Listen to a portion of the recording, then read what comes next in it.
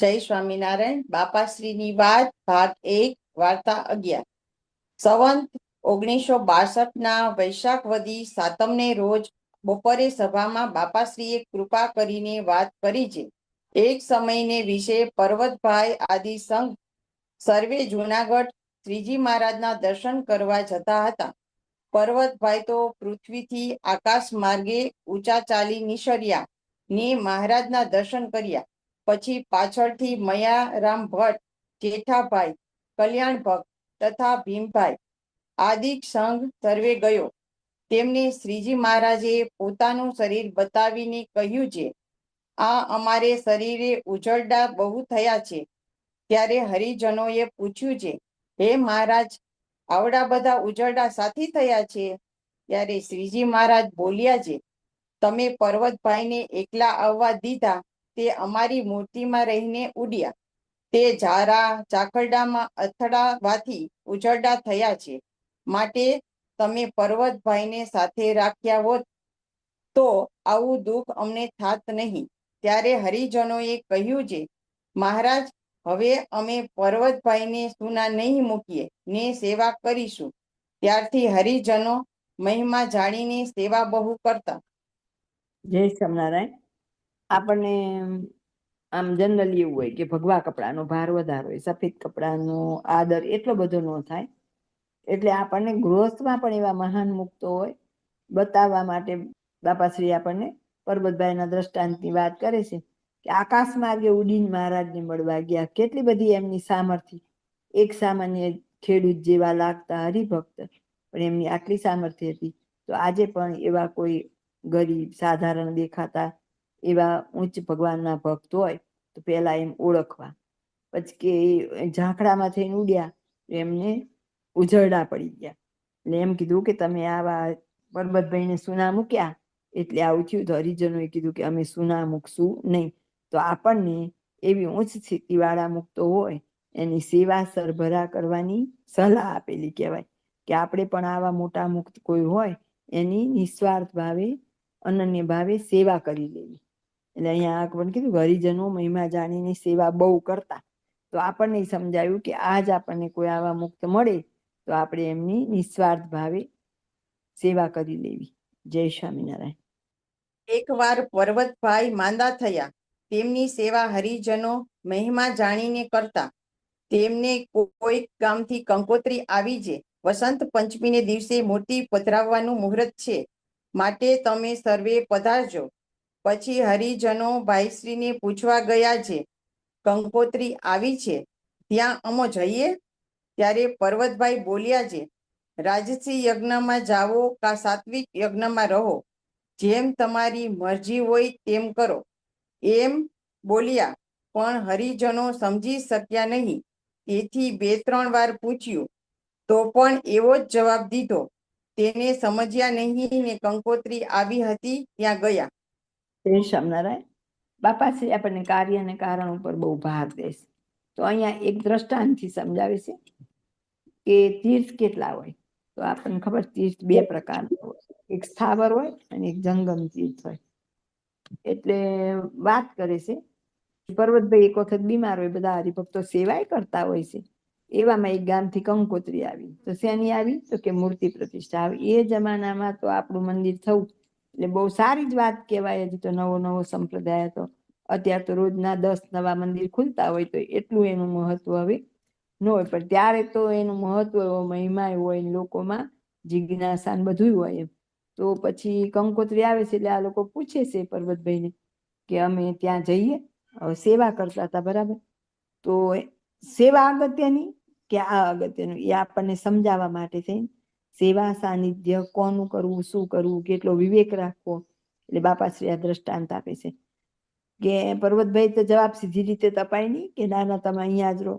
એટલે એવું કીધું કે રાજસી યજ્ઞમાં જાઓ કા સાત્વિકમાં રહો. એટલે જે ઉત્સવ સમય થાય છે સંસારમાં, ભલે મંદિરના જ છે, બરાબર, તો પણ એને રાજસી કર્મ કહેવાય.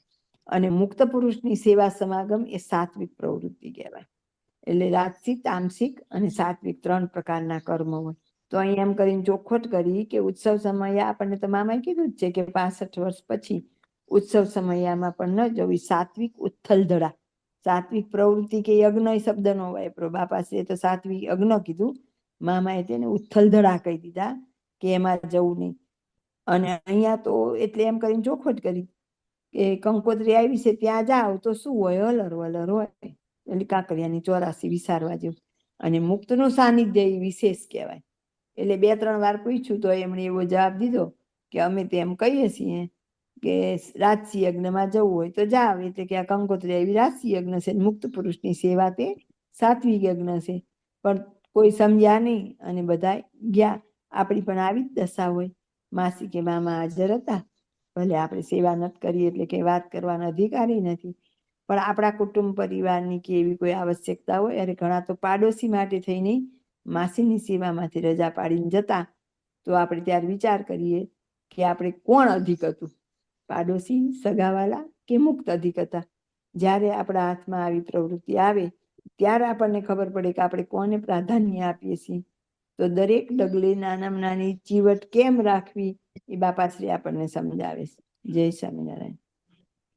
તે દિવસે પર્વતભાઈએ ગામના સર્વે માણસોને બોલાવરાવ્યા અને કહ્યું છે, આજ મારે દેહ મૂકવો છે, માટે જેને આ ટાણે મારા દર્શન થાય તેને હું અંત વખતે આવીને ધામમાં તેડી જઈશ. પછી સર્વ લોકોએ દર્શન કર્યા અને બાળક, પશુ, પક્ષી સર્વને પર્વતભાઈના દર્શન કરાવ્યા. ત્યારે પર્વતભાઈ બોલ્યા છે, જેટલા આ વખતે મારી દ્રષ્ટિએ ચડ્યા તે સર્વે જીવોને હું તેડવા આવીશ. એમ કહીને પોતે દેહોત્સવ કર્યો.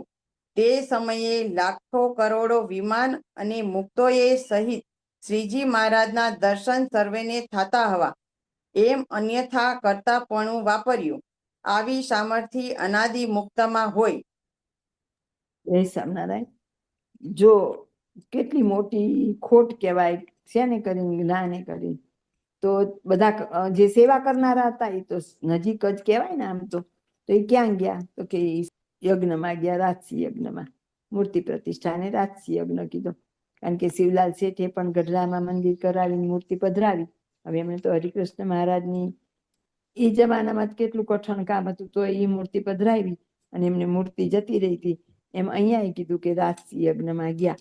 હવે સેવા કરનાર હતા એ રાજસીમાં ગયા, ને ગામના લોકો હતા ને કોઈ સેવામાં ક્યાંય આવતા ન હોય, સામાન્ય માણસો હતા. તો એને આવડો મોટો લાભ મળી ગયો. કારણ કે ગામમાં હતા ને તો એને બોલાવ્યા અને એમ કીધું કે આ દર્શન કરશે ને બધા એને હું તેડવા આવીશ, અક્ષરધામ મળી ગઈ. અને લોકો એવા હતા તો બધા ભાવવાળા તે પશુ પંખીને લઈને આવ્યા, એનું કલ્યાણ કરી નાખ્યું. અને ઓલા જે સેવામાં હતા ને એ જતા રહ્યા.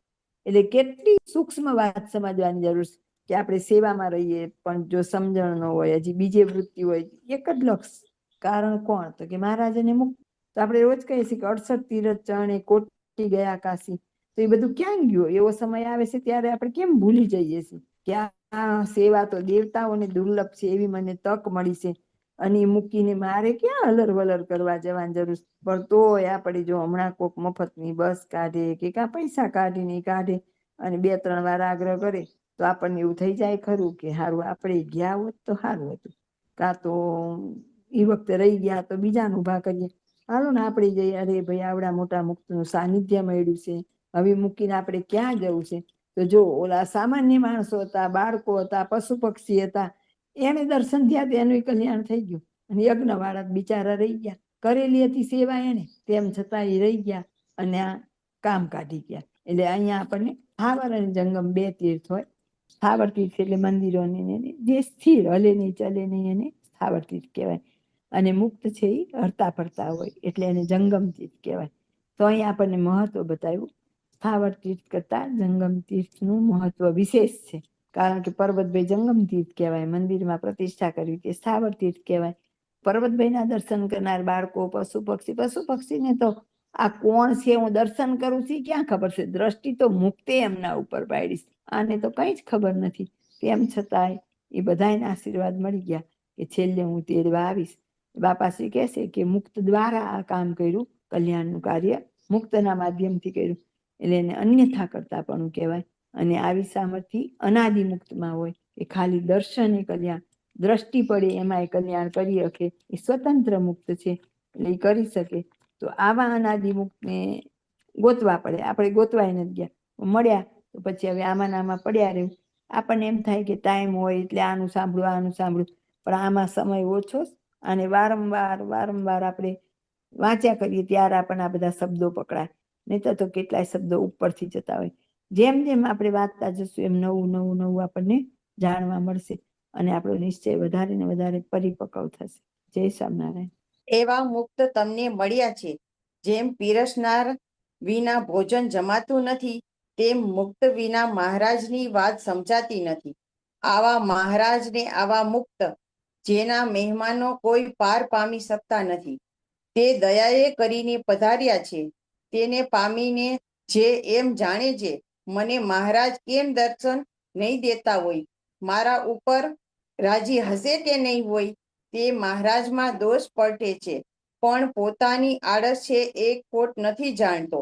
મોટા મુક્ત વાત નથી કરતા, તે આપણા ઉપર રાજી હશે કે નહીં હોય એમ જે જાણે તે મુક્તમાં દોષ પડે છે. પણ પોતાના પાત્રપણાની તારતમ્યતાની ભૂલ જાણતો નથી, એ નાસ્તિકપણું છે. મોટાને મહારાજ મળ્યા છે, તે પ્રસાદ આપે છે, લીલા કરે છે, વાતો કરે છે, પ્રશ્ન પૂછે છે, તેનો ઉત્તર પોતે કરે છે, મળે છે, હાર આપે છે, તે બહુ રાજી છે. અને મોટા ઓળખાણા, તે પણ એમના રાજીપાથી ઓળખાણા છે.